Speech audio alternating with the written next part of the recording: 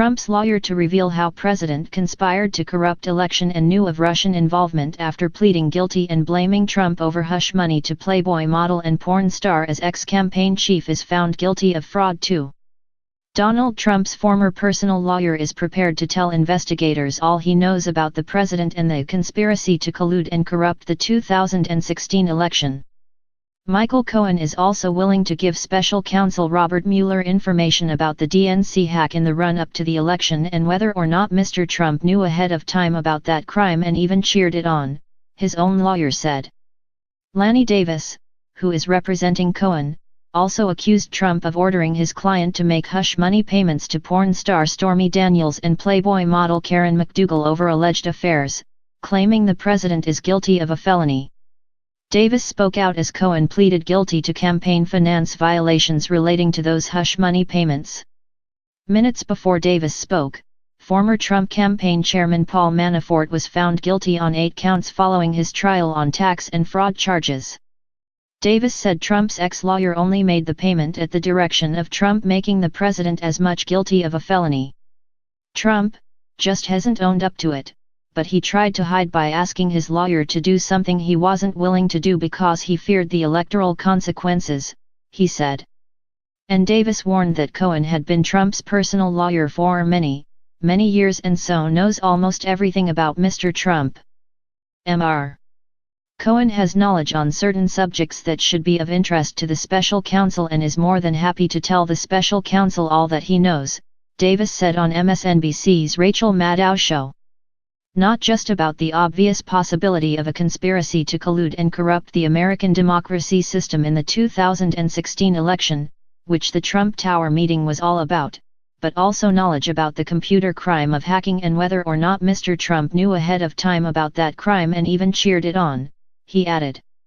He added that Cohen had information about Trump that would be of interest in Washington and New York State.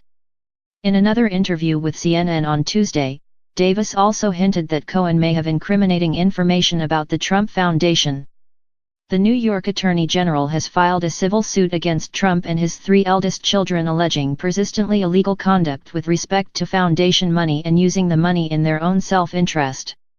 We'll see if the level of corruption alleged concerning the Trump Foundation is a topic of concern for the New York Attorney General, Davis said after being asked if Cohen could offer any new information about Trump's alleged wrongdoing or criminal activity. We know that the pardon power wouldn't apply in New York State. Davis said that Trump should be prepared to see a liberated Michael Cohen speaking truth to power. And that he was prepared to spill everything about Donald Trump that he knows. It's truth that Michael Cohen is committed to, and it's the truth that so threatens the President of the United States. Davis would not say whether Cohen has already been in contact with the special counsel, which is investigating Russian interference in the 2016 election and potential obstruction of justice by Trump, but said that Mueller will have a lot of interest in what Michael has to say. But even with the potential new revelations aside, Davis said that Trump could face federal charges after Cohen stated under oath that the then presidential candidate directed him to commit a crime, making Donald Trump as much guilty of that felony as my client Mr. Cohen. Cohen had pleaded guilty Tuesday to charges of bank fraud, tax fraud, and campaign finance law violations. Why didn't President Trump do this himself? Why didn't he write or sign the check himself? Was he covering up because he knew that there was something wrong in what he was doing, so he directed his lawyer to do something that he didn't want anyone to know that he did? I think the answer to that is obvious. He added that Trump didn't have the courage, or at least didn't want to expose himself politically so soon before the election, so he directed his lawyer to do that which he was not willing to do. So there's a cover-up by our now President of the United States which is undeniable. Davis said he had no qualms about saying that Trump had directed his client, because the president's own lawyer Rudy Giuliani had thrown his client under the bus by admitting that himself. The word directed came from Donald Trump's lawyers, who wrote the special counsel and said that Donald Trump directed Michael Cohen to make that payment, he added. Davis, who said Cohen had reservations about Trump's suitability to be president, told CNN's Chris Cuomo that his client was motivated for his country and will tell the truth. Cohen pleaded to 8 different counts, including those related to Daniels and McDougal. Although he didn't mention Trump by name, Trump's former lawyer and fixer spoke in open court about a $130,000 payment as well as a deal he helped negotiate with a publisher involving McDougal.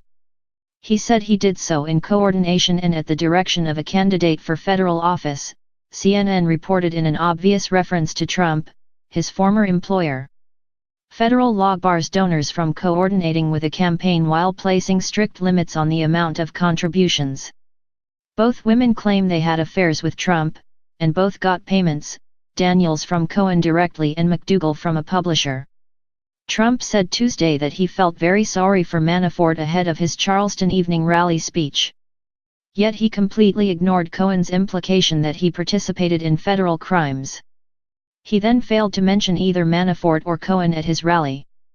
But he tore into the Mueller probe, calling it the Russian witch hunt hours after investigators achieved their biggest conviction yet of former Trump campaign chair Manafort. Fake news. Fake. How fake are they? Trump asked rhetorically. Fake news and the Russian witch hunt. We got a whole big combination. Where is the collusion? You know they're still looking for collusion. Where is the collusion? Find some collusion. We want to find the collusion, Trump said. Trump said he feels very badly for his ex-campaign chairman, who is now facing life in prison after being convicted of fraud. Jurors found Paul Manafort guilty today on 8 of 18 charges in a financial crimes case brought by prosecutors tasked with probing Russian election meddling. I feel very sad about that, because it doesn't involve me, but I still feel, it's a very sad thing that happened, Trump told reporters ahead of a West Virginia rally. The president was in Charleston for a rally on Tuesday that was supposed to pump up his base and energize voters in West Virginia to support Republicans. But back-to-back blows in the criminal cases of Manafort and Cohen cast a shadow over Trump's travel, though, and the president appeared unusually downtrodden. Walking over to reporters shouting on the tarmac about the former Trump associates, the president said, "I feel badly for both. I must tell you that, Paul Manafort's a good man," he insisted. A federal charging document lays out how Cohen helped deal with a person identified as Individual 1's relationships with women by identifying stories and keeping them from being published. The documents note that the individual was a candidate for president. Cohen negotiated $150,000 payment to a model and actress and made a $130,000 payment to an adult film actress, according to the documents stated the offenses he pleaded guilty to. Cohen caused and made the payments in order to influence the 2016 presidential election, he is admitting. The White House didn't hold a press briefing amid the turmoil, instead confronting reporters only through the safer medium of conference calls. Trump didn't mention either bombshell development in his speech in West Virginia hours after they occurred.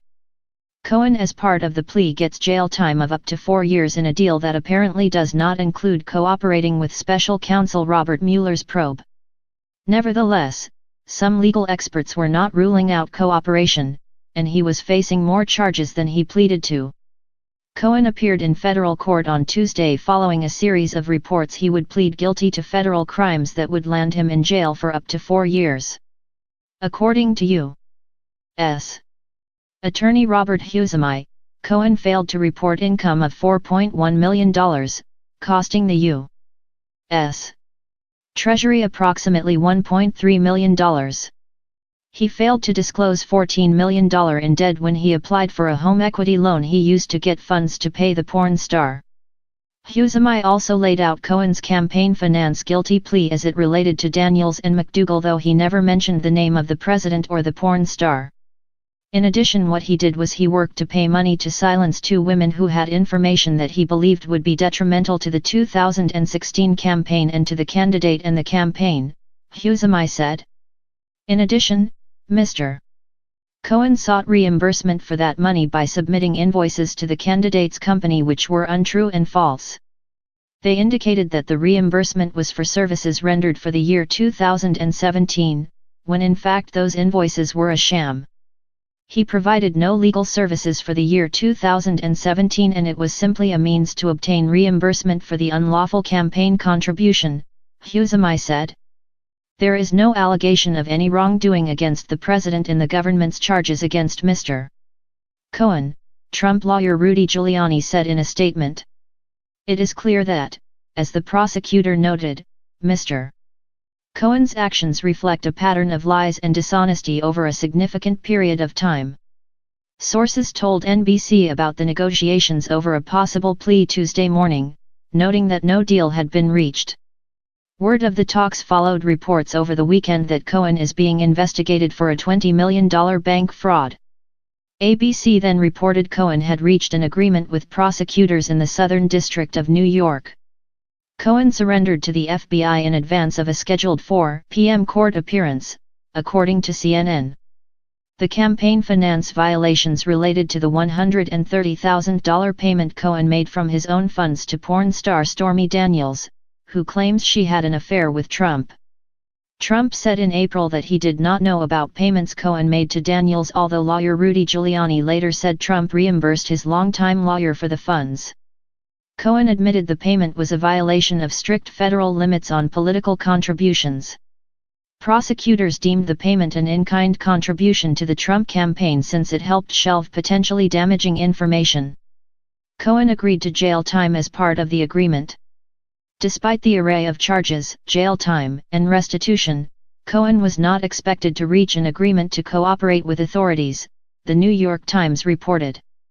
Such a status, if maintained, would spare President Trump from having one of his closest and most knowledgeable associates aiding an inquiry the president has termed a witch hunt. Nevertheless, Trump faced the political prospect of seeing one of his closest longtime advisors go to jail over serious federal crimes. Just as the news broke on Cohen's plans, the White House was holding a press call on Trump's plans to travel the country in support of Republicans. Prosecutors in Cohen were negotiating with a man involved in myriad business and political deals involving the president, including the negotiation of a non-disclosure agreement with porn star Stormy Daniels, and talks on an effort to build a Trump Tower in Moscow that fell through. However, the New York Times reported Tuesday afternoon that the deal did not include an agreement to cooperate. Cohen in June resigned his post as deputy finance chair of the Republican National Committee once it came out he was under criminal investigation. Cohen's lawyer Lanny Davis tweeted Tuesday about his client, "Today he stood up and testified under oath that Donald Trump directed him to commit a crime by making payments to 2 women for the principal purpose of influencing an election. If those payments were a crime for Michael Cohen, then why wouldn't they be a crime for Donald Trump?" Justice Department guidelines state that a sitting president shouldn't be charged with a crime while in office, although they could be subject to a court challenge should the government decide to do so. Numerous legal experts say Trump most likely will avoid getting charged with anything while in office, though he could be charged after he leaves and he could be forced to give testimony in legal matters. The charging documents describe Individual 1 as being closely involved with Cohen's efforts. It says Cohen coordinated with one or more members of the campaign, including through meetings and phone calls, about the fact, nature, and timing of the payments to women. News of Cohen's talks came just as word broke that jurors in the trial of former Trump campaign chair Paul Manafort asked the judge overseeing the case a question about how to proceed if they fail to reach a verdict on a single count. That in turn led to speculation that special counsel Robert Mueller's team might be on the verge of scoring critical conviction, even if it is on tax and fraud crimes that are not related to the campaign of President Donald Trump. Mueller's investigators prosecuted Manafort. In the case of Cohen, they handed information they uncovered during their probe to the SDNY for prosecution, although any plea deal could include cooperating with the Russia probe. The report on Cohen's intentions followed a series of maneuvers by Cohen that raised the prospect he might reach an agreement to cooperate with prosecutors. These included praising the FBI agents who raided his home and apartment, and stating boldly that he would do what is best for his family. He told ABC's Good Morning America last month that, "My wife, my daughter, and my son have my first loyalty and always will." He added, "I put family and country first." Cohen left his apartment in New York Tuesday dressed in a dark suit and tie. His new lawyer, Lanny Davis, told NBC he couldn't comment on an ongoing investigation, having earlier sent signals that Cohen could cooperate. Cohen's hiring of Davis, who has longtime Democratic ties and advised President Bill Clinton, was one such signal.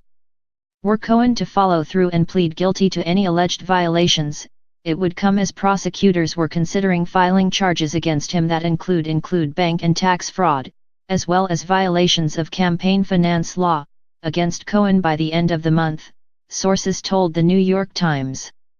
Investigators are looking into more than $20 million in loans which were made to taxi companies owned by Cohen and his family.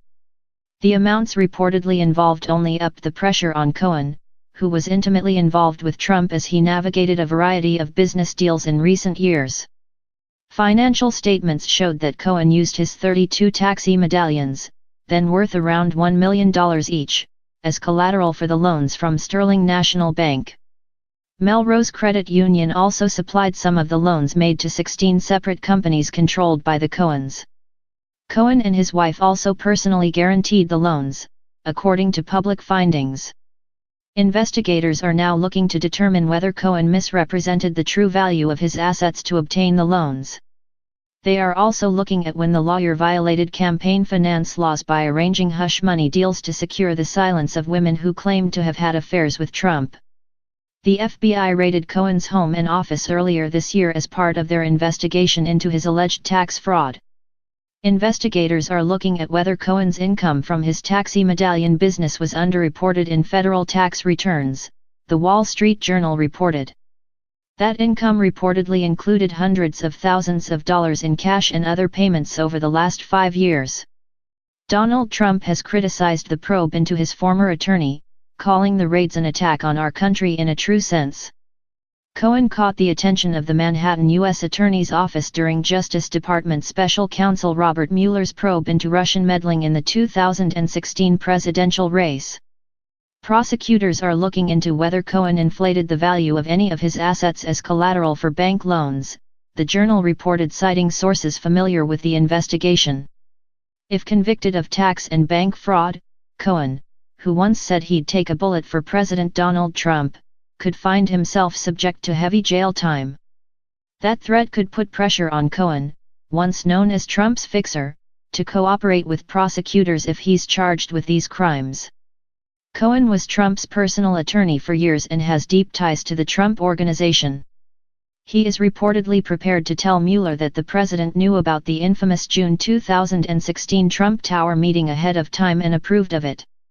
That meeting was attended by Donald Trump Jr., Jared Kushner, then Trump campaign manager Paul Manafort, and a lawyer with ties to the Kremlin who claimed to have dirt on Trump's presidential rival Hillary Clinton.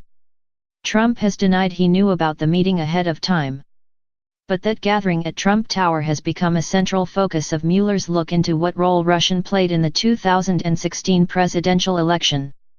Meanwhile, federal prosecutors are taking a deep dive into Cohen's business dealings after Mueller's team handed over documents discovered in an April 9 FBI raid. They are looking closely at Cohen's relationship with Sterling National Bank, which provided financing for his taxi medallion business. Medallions are the permits taxi drivers need to operate in the city. Federal prosecutors subpoenaed Jeffrey Gitzel, Cohen's former accountant who was responsible for preparing many of Cohen's financial statements. Cohen's lawyer, Lanny Davis, declined to comment to the newspaper out of respect for the ongoing investigation. As of April 2018, Cohen owned 22 medallions in Chicago, and either he or his wife, Laura, controlled 32 medallions in New York City. Taxi medallions were considered a solid investment that are bought and sold on a secondary market. Some in New York sold for an average $1.25 million per medallion in 2013 and 2014. But their value has fallen sharply in recent years due to competition from ride-sharing services such as Uber and Lyft. Some estimate the value of each medallion has dropped to $200,000 to $225,000. As prosecutors look at whether Cohen underreported his income to avoid federal taxes, they're also examining whether he overstated it in loan applications. Cohen has previously denied any wrongdoing.